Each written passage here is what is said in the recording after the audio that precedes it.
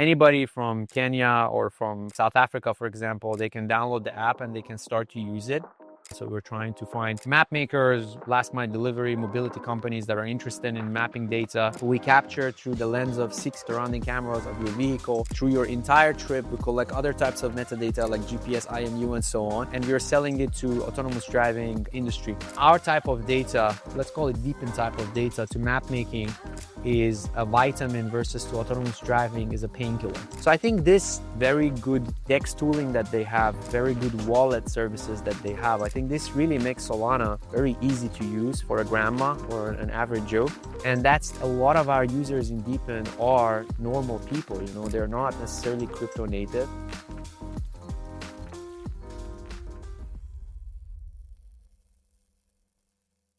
Alireza, I think you're one of the most frequently appeared guests on Proof of Coverage. It's probably like your 5th time now.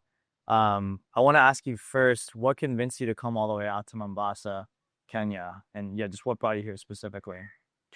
Yeah, so I think Africa is an emerging market. Everyone knows about that. And when I've been here a few times, and you see that the product market fit of crypto is even higher here. And they have this leapfrog kind of approach going from very outdated or no technology to like the latest level of crypto or blockchain enabled technology, which means it's a good market for us as well to expand to. So that's why, Africa has always been very, very interesting for us. And of course, Escape Velocity is an investor. I know you guys very well. So I just thought it's a no-brainer for me also to take part. Made a lot of sense to get the gang together Yeah. in Kenya. It's been an incredible time so far. Do you have any footprint here in Africa or in emerging markets in general yet? Like, what does the device count look like, or kind of contributor base look like in some of these markets? We don't have a very strong footprint yet, and that's because we expand our business based on demand that we get. So instead of having a spray and pray model where we go global, we have always had these, let's say, Natix rewarded regions. So anybody from Kenya or from South Africa, for example, they can download the app and they can start to use it. But for us to reward them with Natix, we need to find data customers, and that's what we're trying to do right now. So we're trying to find map makers, last mile delivery, mobility companies that are interested in mapping data. I would say on the autonomous driving side, which is our new baby, it's a little younger here. So it's going to be a little bit harder to find a customer, also harder to find the Tesla vehicle. But on the map making, I believe there's a very good product market fit. We can scale it very, very easily in terms of supply side. And for demand, we're exploring. We're trying to see how we can help. Right. And so you mentioned demand-led opening of markets, which I think makes a lot of sense. Don't waste all your token incentives on an area of the world that people don't want map data for. We've also talked about autonomous driving versus map making as 2 different use cases for the video footage you're collecting. So maybe talk a bit about the focus on autonomous driving and what those use cases look like, and then also how Natix data plays a role in serving those customers. Yeah. So autonomous driving is our new baby. That's also what distinguishes us from a lot of existing projects. I wouldn't say that we have stopped the map making side of the story, because it's one data, different byproducts or different applications, right? So for map making, just before I go into autonomous driving, so for map making, we had this partnership with Grab, where both on the hardware and the software, we're collaborating with them. They enable us to process our street level imagery. So these images that we collect from the road via Tesla and very soon via smartphone, to convert them into map services, enterprise grade map services. And, we're monetizing that. Autonomous driving has different requirements compared to map making. I give you an example. So maybe actually before we go into that, autonomous driving needs data for training, basically their AI models to be able to navigate through the world in different weather conditions, in different what we call edge cases, if there's a jaywalking happening, animal on the curbside of the road, and so on. So one of the parts is training. That's where you need data in one form or shape. The other side is now, imagine that they have had all of their data to train an AI model for the car to be able to maneuver in all these different environments and situations, now you also need data for testing and validation.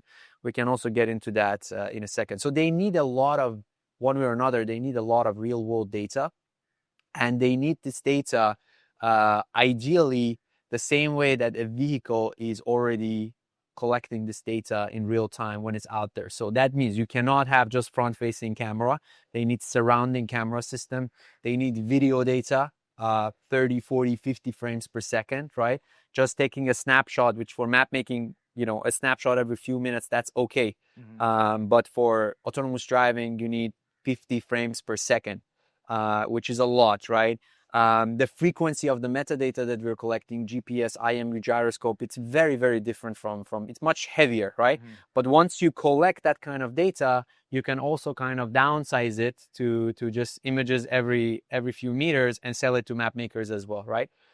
So that's what we're doing with the Tesla device. You can see the box over here. You just plug it into your Tesla. We capture through the lens of 6 cameras, surrounding cameras of your vehicle, through your entire trip. We collect other types of metadata like GPS, IMU, and so on. And we're selling it to autonomous driving industry. Why am I bullish on autonomous driving rather than map making? First of all, they pay a far higher price in autonomous driving compared to map making. Second of all, I would say our type of data, let's call it DePIN type of data, to map making is a vitamin versus to autonomous driving is a painkiller. It's just the market is far more raw, and there is far more challenges to even come to the base level of collecting data. Like, you are not competing with Google Maps and TomToms and Here's of this world, right? Nobody has that amount of data for training or testing and validation. And our data has a very different information decay rate for autonomous driving industry. What do I mean by that? If you have a data that is 3 months, 4 months outdated for map making, nobody's willing to pay for that data. Right. It's completely outdated. They don't even pay a single dollar for it. But if we have a data that is even 8 months old, 10 months old, even 1.5 year old for autonomous driving, the surrounding video data, people are still interested, they will pay for it. Because in map making, you're detecting change in the infrastructure, road marks, traffic signs, traffic lights. So these can change very, very frequently. 2-3 months is already a very, very long time. But in autonomous driving industry, what they're interested from the video data is the traffic behavior. How different cars, bicycles, pedestrians, these are kind of interacting with one another so that they can train their AI model to, perform the best way possible. That's why we're bullish on autonomous driving industry. Yeah, it doesn't matter when the edge case happened. It just matters that it happened and you got it on camera and you can... Exactly. For autonomous vehicles themselves, this is just like a noob question, potentially, not knowing much about the industry, but like, is it an AI model that's the brain of kind of like, maybe not each car, but like each brand of cars, and it's like you want to train the model to be more accurate at driving? Or is it more like the car is deciding kind of in real time what to do based on what it sees, whether it's LiDAR or cameras or whatever else? So let's take the example of Tesla. Okay. I think they're the best by far, and you see already people making fun of Waymo vehicles. Yeah. So case of Tesla, their FSD, they have a model that is trained, and this model actually runs on the compute power of your car. So your car has, if you buy a Tesla today, it has compute power, very, very strong actually. And the model that essentially navigates the car runs on the vehicle itself, right? Like a locally run. It's model. locally run, and the input is camera, light. In case of Tesla, it's only camera, right? But in case of other, let's say Waymo, it's also LiDAR data. It's all different kind of sensors that you have. So you update this model every once in a while, right? So you need more data, and especially more edge cases, because these are where usually interesting situations happen that most probably your car wasn't able to detect, right? Or perform nicely around it. If you're driving in a highway, quite static, there are, all the other vehicles are doing what they're supposed to do. Your car will most probably perform flawlessly in that environment. But especially in urban canyon, you're taking a right turn, a bicycle is coming, it's just not seeing the red light, or you have a jaywalking, that is not happening on the zebra line.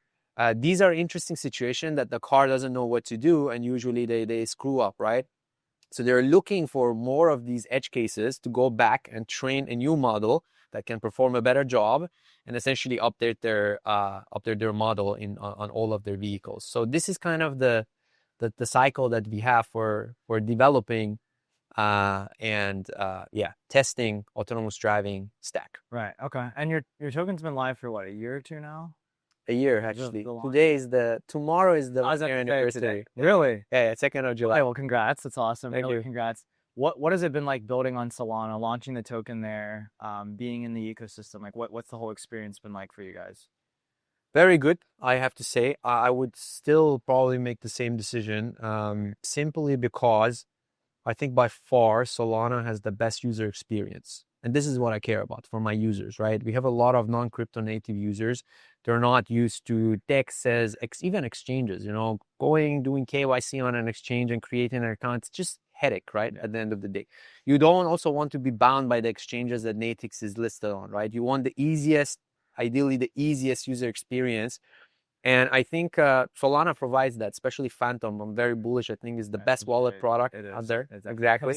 So I always keep saying when I saw this, it was kind of a aha moment for me when I started using heavily Solana. So people can just get their Natix onto their Phantom wallet. If they want to exchange it to any other DePIN token or USDC, they can just do it within Phantom. They just swap it. It finds you the best route with the lowest slippage. You don't have to go to Orca, Radium, nothing is needed. You just so it's beautiful. Once you get USDC, either you spend that USDC, there are off-ramp solutions right now. You can just top up your credit card and spend USDC, or you have a exchange account on Coinbase or whatnot, depending which jurisdiction you are. Again, you don't need Natix to be listed on any centralized exchanges. That's the beauty of it.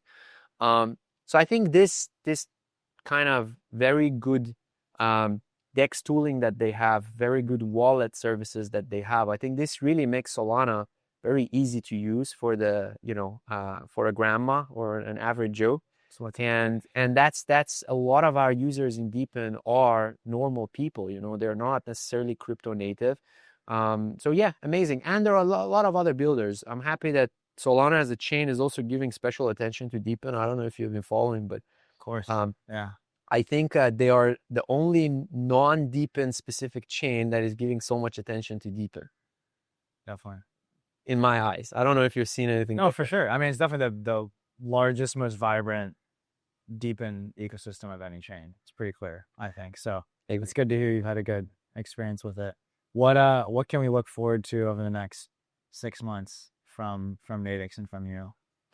We're cooking a lot of interesting stuff on the autonomous driving side. So working with a lot of big players in the market, working with top research scientists that work for these big players. So we are cooking some cutting edge stuff, I would say. I will announce it when it happens, because usually that would be my 6th time. That would be crazy.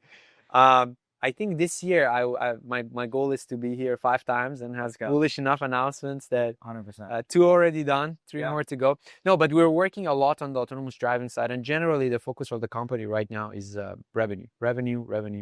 So whatever we're building, it's not. We're constantly trying to scale the supply side as well, but I think we're solid enough on the supply side, and it's time to show revenue. And yeah, that's on that front, especially on the autonomous driving side, we're going to announce interesting stuff in the next few months. Exciting. Well, we'll have you back soon. Where would you like to point our listeners to learn more or get involved on the internet or anywhere? I would say the best is to go to our website, natix.network. And from there, if you want to follow the project closely, we have a Twitter account, Discord, as well as a blog section for bigger announcements. So and yeah, if you own a Tesla, I would say now is your time to get a VX360. Pretty decent device. You just plug it into your Tesla and contribute to autonomous driving coming to our world much sooner, I would say. Awesome. Well, thanks for joining me. Thank you. Good stuff.